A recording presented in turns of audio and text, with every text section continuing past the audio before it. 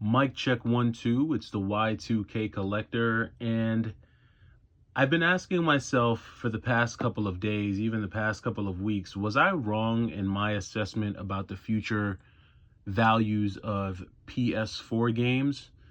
And the reason why is for a couple reasons. One, that video got a lot of responses. It was probably one of the most polarizing videos that I've dropped on my channel.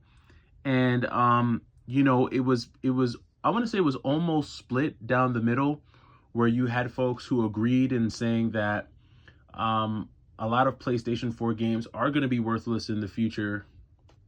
And then there were those who basically disagreed, saying that PlayStation 4 games are going to have value and they are going to be worth a good amount in the future, because there are some PlayStation 4 games that are worth a lot even right now. And so I don't want to say that I've changed my overall opinion on PlayStation 4 game, the value of PlayStation 4 games in the future. But I do have to acknowledge that the value that some PlayStation 4 games have now. Now, when I think back to a console like, say, the Wii, right? I would compare value-wise, right? Dollars and cents value-wise. I would compare the future of PS4 games to where we're at now with Wii games. There are not a ton of Wii games that demand a high dollar amount today. Are there the rare exceptions? Are there some Wii games that do command $50 to $100 to $150? I'm sure there are. I don't know what they are, but I'm sure if I pull up price charting right now and I look for the most expensive Wii game, I'm sure that there's a Wii game out there somewhere that's worth $50 to $100 or more.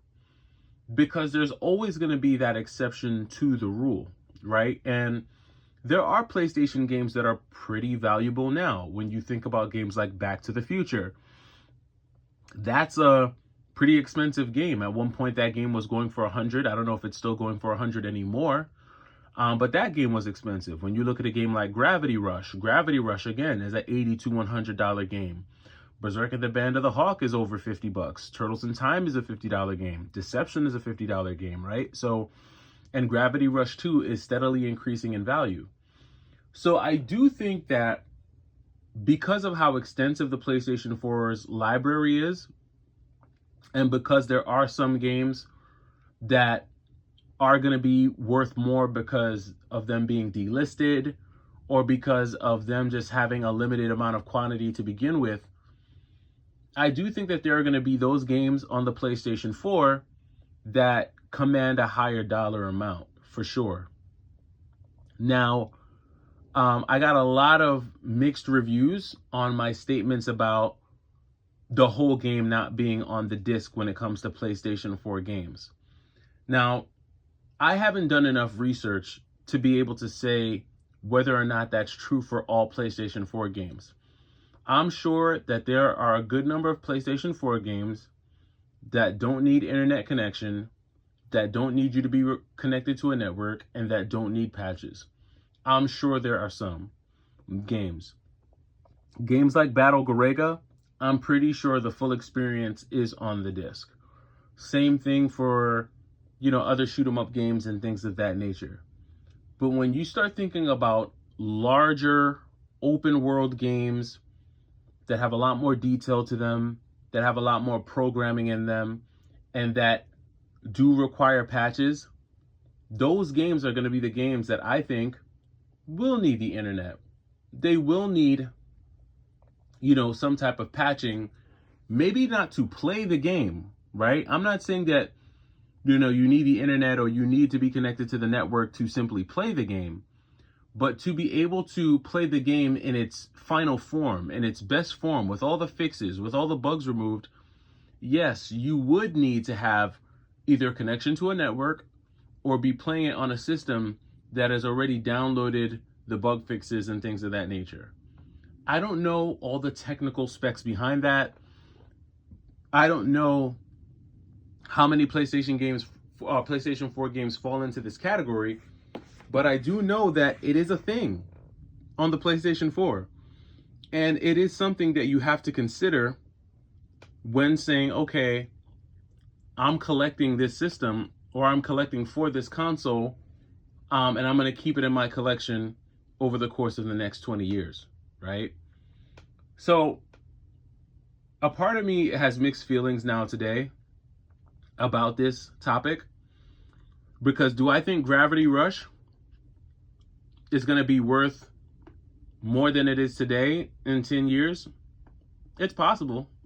There's a possibility, because it's already worth a lot today. Same thing with Battle Garega, right?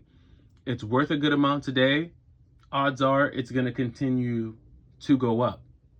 But I feel like, just, and again, this is just me looking at it at a more broader level.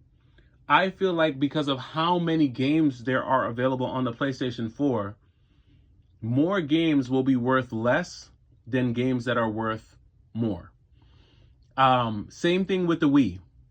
And this is why I make the comparison to the Wii. While yes, there are games on the Wii that are worth a lot and do command a high dollar amount, there are more games on the Wii that are shovelware and that are worth less than games that do command a higher dollar amount. Unlike a console like the Neo Geo, where you have more games that are going to command a higher dollar amount than, say, the PlayStation 4. Now, one could say, well, Y2K? The Neo Geo was just more expensive, period. It was just a more expensive console straight out of the gate. It was even expensive in the 90s. And that's even by 2024 standards, right? And I'd have to say, you know what? You have a point. You do have a strong point. But the difference is that a lot of the experiences you get on the Neo Geo are original. The PlayStation 4 lacks originality. In fact, a good chunk of the games that you're looking at here have already been released on the PlayStation, right? Spider-Man 2 was already released on the PS3. Back to the Future was already released on the PS3 and the 360, or at least on the 360. Turtles in Time, this was released on the PS3 and the 360 as well. Same thing for Transformers. Gravity Rush are the only two games that are exclusive to the PS4, and that's probably why Gravity Rush goes for $100, and Gravity Rush 2 is steadily rising in price. But these two games are exclusive to the console, and that's what makes them unique. Same thing with Berserk and the Band of the Hawk.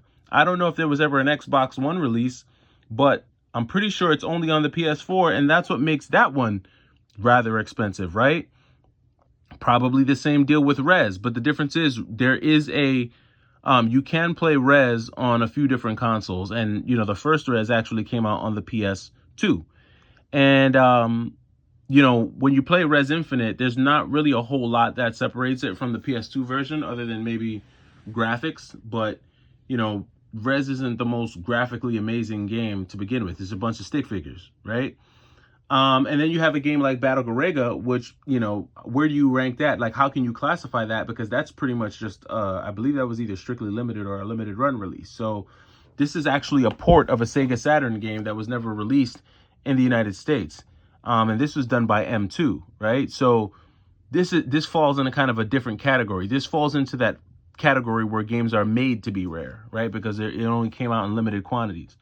So when I look at the PlayStation 4, and honestly, that's what separates it from the Switch. Like, PlayStation isn't like Nintendo, where Nintendo can put Super Nintendo games on a Switch cart, or Super Nintendo games on their online, app or store, and people are still going to play them because people have these timeless connections to Mario.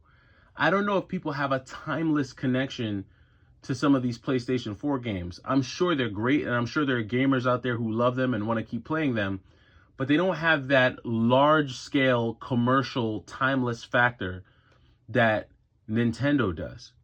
And so this is a big part of the reason why I feel like there will be more worthless PlayStation 4 games 30 years from now than there are Switch games or really anything else. I don't even bring Xbox up because I really don't think Xbox games are ever really going to be worth anything. I feel like people who collect Xbox games collect them because they really like Xbox. I know there's a lot of hype around the 360 right now, and everybody's trying to get 360 stuff. I think the 360 was probably the best console that Microsoft ever came out with. And I think that like the 360 is really the peak. I can't really see Xbox One, being worth a bunch because it struggles from the same thing that PlayStation does in terms of needing to download stuff. And it just wasn't as commercially popular. So where am I going with this? What's the summary? The summary is I still don't think that I was necessarily wrong in saying that PlayStation 4 games are going to be worthless in 30 years. Maybe not worthless, but I think the bulk of them won't be games that people are looking for. I can see more people hunting down Switch games. I can see more people hunting down even retro games before they really go looking heavily for PlayStation 4 games, especially if it's a PlayStation 4 game that was released 3 times on 3 different generations of PlayStation consoles. So, I'll just leave with this last thing. I know that for folks who, if you're someone who, and I know folks who did this, they like completely sold off all of their retro stuff because they wanted to start really collecting heavily for PlayStation 4 or Nintendo Switch. I ran in the other direction with that at the start of the year. I actually sold off a bunch of Switch stuff, sold some PS4 stuff to go back and get the retro stuff because the retro stuff is finite, and I'm a collector. I'm the Y2K collector, right? So I collect, and I like to collect things that are going to be a little bit harder to find and a little bit harder to get. In 30 years, it's going to be a lot easier for me to locate Switch games and PlayStation 4 games than it will be for me to locate GameCube games, N64 games, Game Boy games, because those are finite and their numbers are decreasing rapidly, right? More of those games are breaking. More of those games are just getting lost in the ether. More of those games are just, the quantity is just going further and further down. So I say all that to say that will I buy PlayStation 4 games moving forward? For sure. But I'm going to be very particular about the ones that I add to my collection.